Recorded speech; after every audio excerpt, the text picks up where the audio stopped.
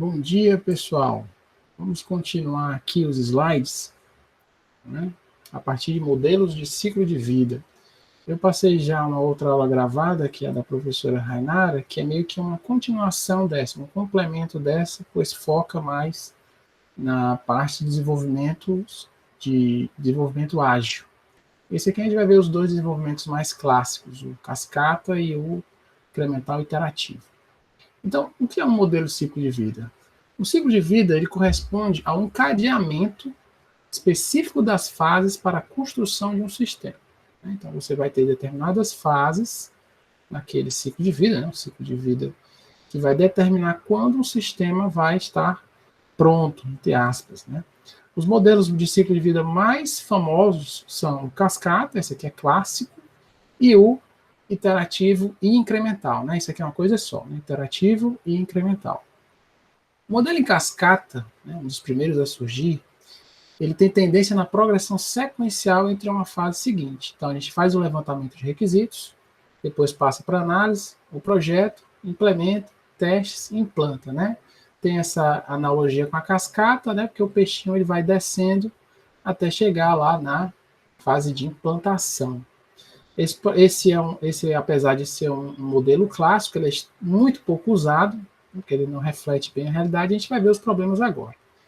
Projetos reais, principalmente os mais atuais, raramente vão seguir um fluxo desse, sequencial. A gente sabe que é uma bagunça um projeto real.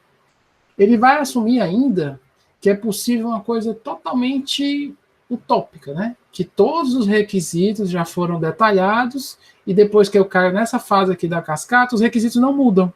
Isso é utópico, não existe isso no projeto real hoje em dia. E isso acaba que propaga os erros para as fases seguintes. Uma versão de produção do sistema só vai estar pronta bem aqui. Então, coitado do cliente, se isso aqui leva um ano, você só vai ver alguma coisa pronta depois de um ano, e possivelmente essa coisa pronta, quase 100% de certeza vai estar errada, não vai estar do jeito que o cliente quis, porque ele não acompanhou essas outras fases, os requisitos podem ter mudado, ou os requisitos não foram bem levantados. Enfim, é um modelo que talvez tenha sido muito usado em projetos bem fechados, e até mesmo projetos pessoais, projeto de uma pessoa só, você vai desenvolver aí um sistema operacional, ou uma linguagem de programação, então você pode usar esse modelo de cascata aí, que você é o próprio gerente, programador, desenvolvedor, tudo, Então você sabe bem direitinho quais são os seus requisitos. Agora, projetos grandes envolvendo várias pessoas, que os requisitos geralmente não estão bem definidos, isso aqui não vinga, Não dá para vingar isso aqui. Já o modelo iterativo e incremental, ele se parece muito mais com o que é feito no mundo real. E dele, que surgiram aqueles modelos ágeis, são tão famosos hoje em dia nas empresas.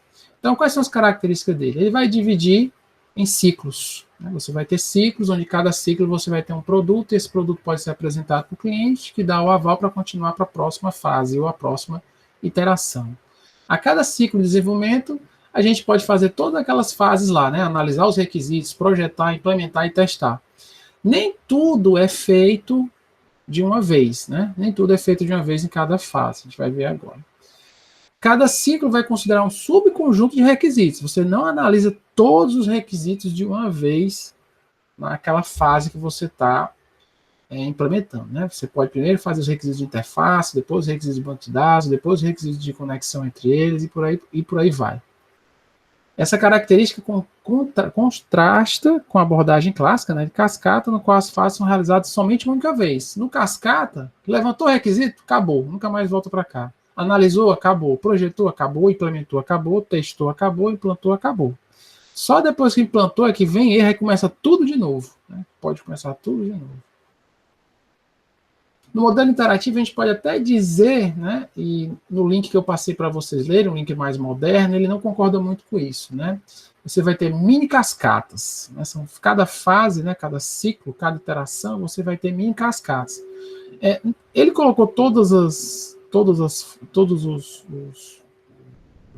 quadradinhos aqui, o levantamento de requisitos, a análise, o projeto, a implementação, mas não é obrigado que cada iteração você faça tudo isso. Pode ser que na próxima iteração você só faça implementar e testar. Na próxima implementa e teste. Aí na próxima volta para análise de requisitos, implementa e teste.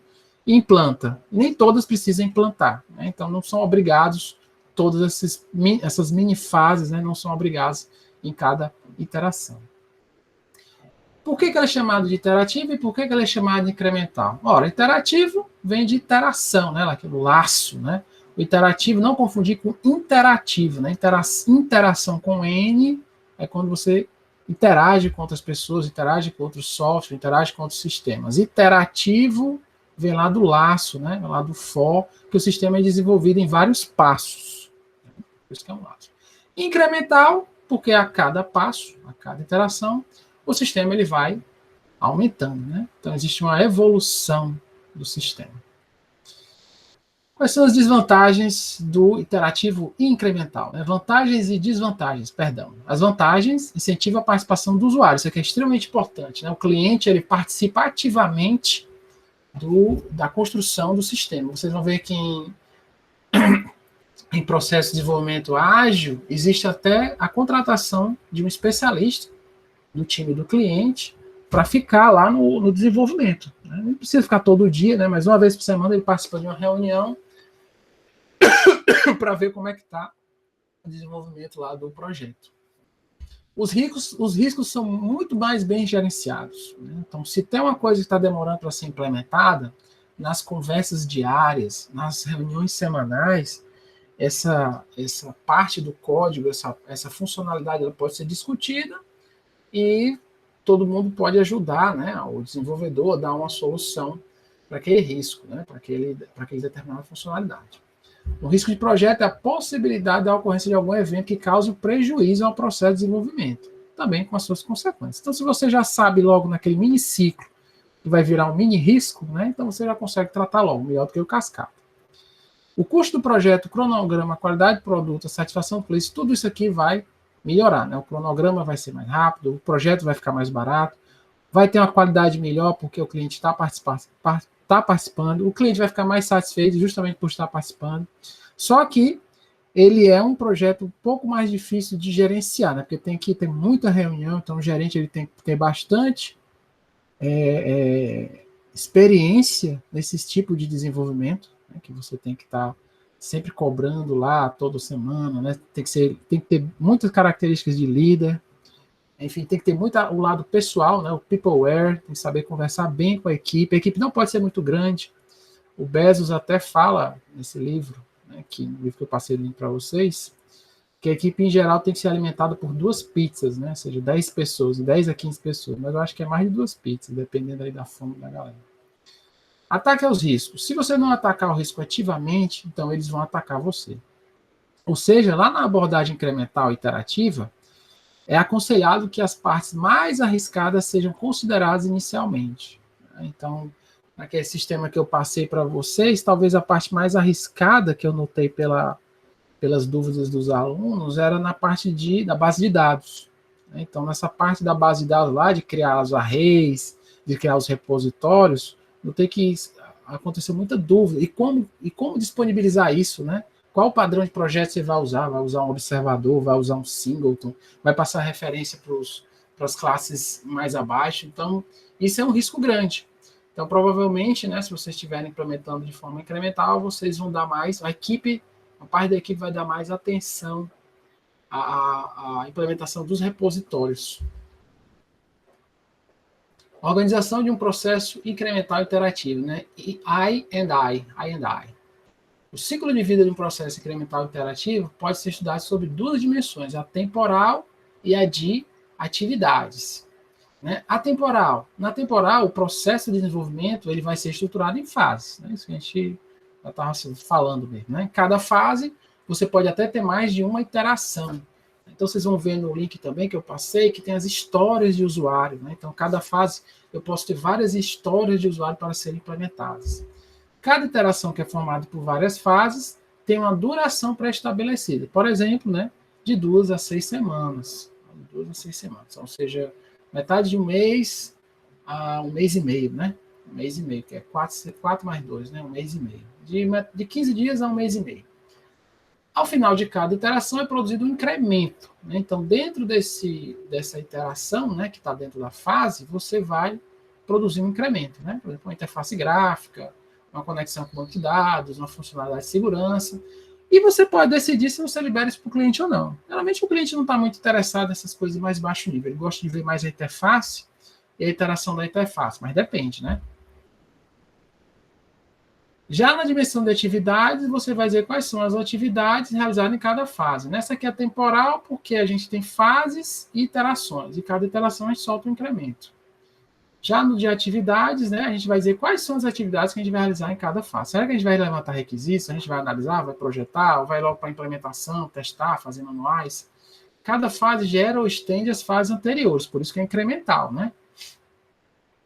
Cada fase é concluída com um marco. Então, aquele conjunto de atividades que você fez na fase, de iterações que geraram os incrementos, você vai ter um marco. Nós terminamos a primeira versão da interface gráfica, que teve várias iterações. O marco é importantíssimo, né? Porque ele é um ponto de desenvolvimento no qual decisões sobre o projeto são tomadas. Então, se você terminou um marco de interface gráfica e mostra para o cliente vai dizer, é isso aqui mesmo, não, está tudo errado, ou então eu não queria mais isso, eu pensava que eu precisava disso, e eu vou querer isso aqui. E a partir daí, na próxima fase, né, aí você modifica essas necessidades, né, de acordo com o cliente. Organização de processo interativo, fase do processo unificado, né, concepção, elaboração, construção e transição. Né? Então, vamos ver essas fases aqui já ainda no interativo. Concepção, antes de começar o processo interativo, né, tem essa conversa aqui, geral, né, mais para cima, mais geral.